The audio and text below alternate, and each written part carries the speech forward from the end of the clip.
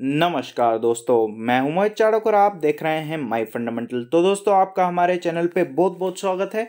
और आज इस वीडियो में मैं बात करने वाला हूं एचडीएफसी के क्वार्टरली नतीजों के बारे में। तो दोस्तों, इसके क्वार्टरली नतीजे लाइव हो चुके हैं और आप ये क्वार्टरली नतीजे मेरे साथ देख सकते हैं। दोस्तों, अगर आप इसका ऑफिशियल स्टेटमेंट पढ़ना चाहते हैं तो आप बीएसई की वेबसाइट से डाउनलोड कर सकते हैं। आप बीएसई की वेबसाइट विजिट करिए, वहाँ पे एचडीएफसी बैंक लिखिए और इसका पीडीएफ आप डाउनलोड कर सकते हैं। वरना आप मेरे रिसोर्सेज पे डिपेंड रह सकते हैं, आप और मैं साथ में इसके रिजल्ट्स देखेंगे।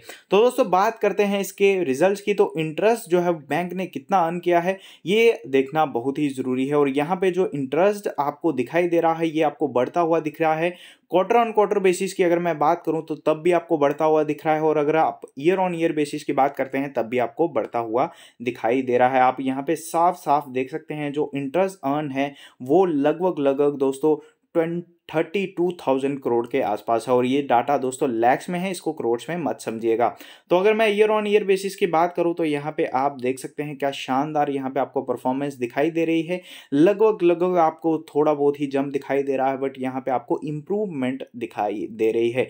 टोटल इनकम की अगर मैं बात करूँ तो टोटल इनकम में आपको यहाँ पे इम्प्रूवमेंट दिखाई दे रही है। आप देख सकते हैं 40,000 करोड़ के आसपास का जो है दोस्तों यहाँ पे आपको टोटल इनकम दिखाई दे रहा है। अगर मैं 31/3/2020 की बात करूं तो 38,000 के आसपास था और ये भी बढ़ के 40,000 करोड़ के आसपास चला गया है, जो कि काफ़ी अच्छा और यहाँ पे आपको बढ़त दिखाई दे रही है एचडीएफसी बैंक के रिजल्ट्स में। उसके बाद अगर मैं बात करूं दोस्तों यहाँ पे ऑपरेटिंग प्रॉफिट की, तो ऑपरेटिंग प्रॉफिट में आप देख सकते हैं 17,000 का यहाँ पे आपको प्रॉफिट दिखाई दे रहा है। और अगर मैं बात करूँ इसका ईयर ऑन ईयर बेसिस पे तो यहाँ पे आप देख सकते हैं क्या शानदार मूव यहाँ पे आपको दिखाई दे रहा है। आप देख सकते हैं 13,898 करोड़ का इन्होंने जो है वो दोस्तों प्रॉफिट दिखाया था। और अभी मैं बात करूं तो ये 17,018 करोड़ के आसपास पहुंच चुका है, जो कि काफ़ी पॉजिटिव मुझे यहाँ पे दिखाई दे रहा है।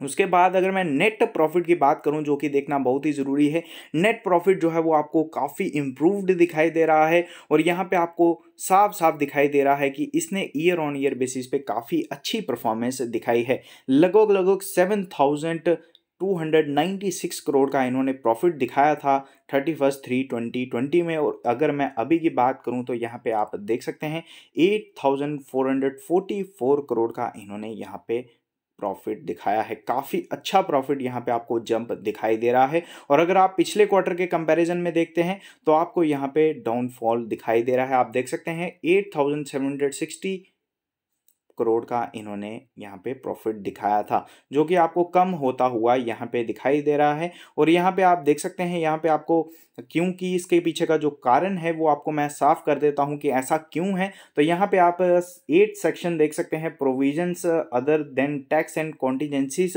तो इस कारण से आपको दिखाई दे रहा है। यहाँ पे आप देख सकते हैं 4,320 करोड़ के आसपास था और अभी ये बढ़ के हो गया है 5,752 करोड़ के आसपास। तो इस कारण से जो इनका नेट प्रॉफिट है वो पिछले क्वार्टरली के कंपैरिजन में आपको दिखाई दे रहा है कम, बट आप देख सकते हैं 31/3/2020 के कंपैरिजन में आपको बढ़ता हुआ यहाँ पे दिखाई दे रहा है।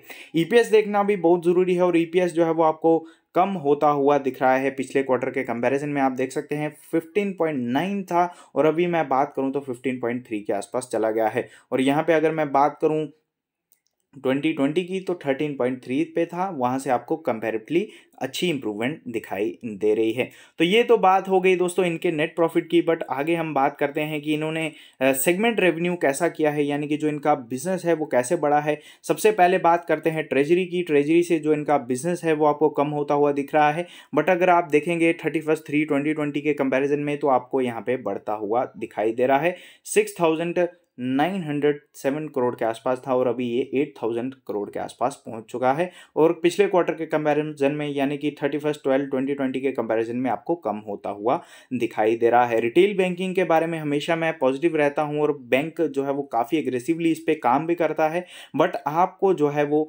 दोनों क्वार्टर में कम होता हुआ दिख रहा है। अगर आप देखेंगे दोस्तों यहाँ पे 31/12/2020 में और अगर आप देखेंगे 2020 में तो आपको यहाँ पे कम होता हुआ दिखाई दे रहा है। चाहे आप पहले देखेंगे चाहे अभी देखेंगे आपको कम होता हुआ दिख रहा है।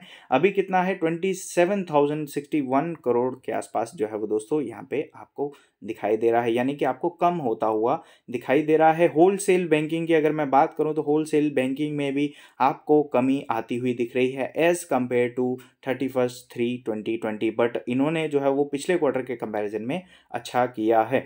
तो यहाँ पे अगर मैं बात करूँ इम्प्रूवमेंट, तो आपको कुछ चीज़ों में ही इम्प्रूवमेंट दिखाई दे रही है, और वो ये है कि जो इनके अदर बैंकिंग ऑपरेशंस हैं उसमें आपको इम्प्रूवमेंट दिखाई दे रही है, वरना आपको जो इम्प्रूवमेंट है वो नहीं दिखाई दे रही है किसी भी चीज़ में। यहाँ पे मैं थोड़ा डिसअपॉइंट हुआ हूँ रिटेल बैंकिंग में। रिटेल बैंकिंग की जो पोर्शन है वो मुझे कम दिखाई दी है, बट ज़्यादा कम नहीं है, इसलिए मैं इसको नेगेटिव नहीं बोल सकता। बट मैं जिस हिसाब से एक्सेप्टेशंस लगा के बैठा था उस हिसाब से यहाँ पे मुझे बढ़त नहीं दिखी है, ये यहाँ पे मैं आपको बोलूँगा। तो ये चीज़ें देखना बहुत ही ज़रूरी था, और ये मैंने आई होप आपको क्लियर कर दिया है। तो इसलिए मैं बोलता हूँ कि किसी भी बैंक के ऊपर ये देखना बहुत ज़रूरी है कि उनके प्रोविजंस कैसे हैं, और यहाँ पे आपको प्रोविजंस जो है वो साफ साफ बढ़ते हुए दिख रहे हैं, जो कि एक चिंता का विषय ज़रूर हो सकता है। इसके ऊपर आपको ज़्यादा फोकस ज़रूर करना चाहिए, और अगर आप इसको लॉन्ग टर्म सोचते हैं तो ये एक ऐसा बैंक है जो कि आपको अच्छा खासा मुनाफा कमा के दे सकता है। इसने अच्छी खासी कैपिटल बनाई है और आगे भी आपके लिए कैपिटल बनाता रहेगा। बट मैं यहाँ पे देखूंगा कि एनालिस्ट इसको कैसे लेते हैं, फिर ही मैं आगे इसके ऊपर कोई डिसीजन दूंगा। बट यहाँ पे जो मुझे पर्सनली लगा है वो रिजल्ट्स मुझे ठीक ठाक लगे हैं। मैं इस पर ज़्यादा बोलूँगा कि अगर आप बोलेंगे कि इसमें इतना अच्छा रिजल्ट है कि आप इसको पोजीशन बना के अच्छा खासा मुनाफा कमा सकते हैं, वो मैं यहाँ पे नहीं बोलूँगा, क्योंकि मुझे पर्सनली अच्छा नहीं लगा है। बट फिर भी एक बार मैं वेट करूँगा कि यहाँ पे जो बड़े बड़े एनालिस्ट हैं वो इसके बारे में क्या बोलते हैं। तो दोस्तों वीडियो अच्छी लगे लाइक सब्सक्राइब और शेयर ज़रूर करें। धन्यवाद।